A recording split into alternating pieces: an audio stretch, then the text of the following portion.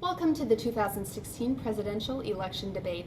I'm Megan Kelly, and these are my co-hosts, Katie Couric and Rachel Maddow. This is a follow-up to the Republican debate, the one you all saw. We've called the two leading candidates here tonight to address an issue that is on the mind of every American citizen: occupational therapy.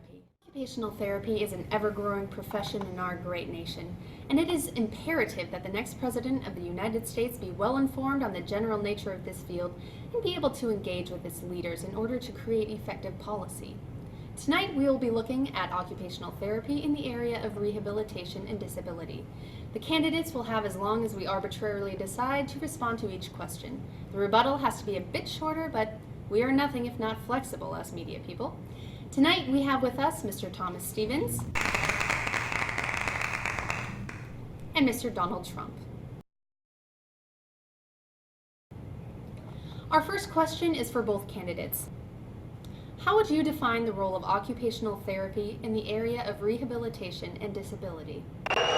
We need strength, we need energy, we need quickness, and we need brain in this country to turn it around.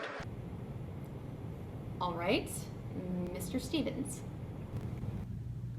OT practitioners ensure that people recovering from illness or injury or with a disability can function in all of their environments with the ability they have. They also reduce healthcare costs by promoting independence and self-care.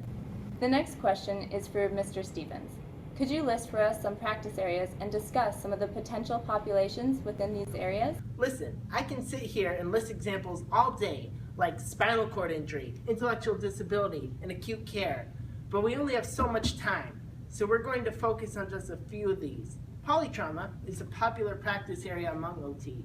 Now, what are some potential populations within this area? A common diagnosis in polytrauma is traumatic brain injury. So potential populations would be individuals who drive and people who are involved in motor vehicle accidents. We could also add in athletes. Then we have chronic disease, another large area of OT.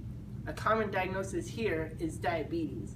If it's type 2, then our potential populations would be people who are obese or at risk of obesity and people of low socioeconomic status. Finally, we have home modifications. This is common among individuals aging in place, the elderly. I would say he's incompetent, but I don't want to do that because that's not nice. This question is for Mr. Trump. Describe the unique nature of occupation within this role and how it supports participation in various contexts. We need to build a wall. That's not even close to what we asked you. Honestly, Megan, if you don't like it, I'm sorry. I've been very nice to you, although I could probably maybe not be based on the way you have treated me, but I wouldn't do that. Mr. Stevens, could you please pull something from your beautiful whole brain mind and give clarity to this question?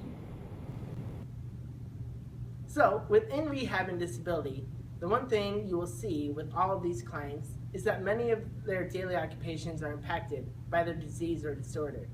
And it is our role as occupational therapists to help them achieve occupational performance in all these areas, regardless of context. According to the Occupational Therapy Practice Framework, some of these contexts include temporal, cultural, personal, and virtual. The temporal context is highly important in this area. We will be dealing with multiple clients in different life stages with different occupational needs because of said life stages. And cultural, being able to engage in occupation supports social interaction and an enriched identity as a member of the community. A very important aspect of OT is its centennial vision. It states, "We envision that occupational therapy is a powerfully, widely recognized, science-driven, and evidence-based profession with a globally connected and diverse workforce, meeting society's occupational needs." Mr. Stevens, please discuss how this and the priorities at AOTA impacted this role.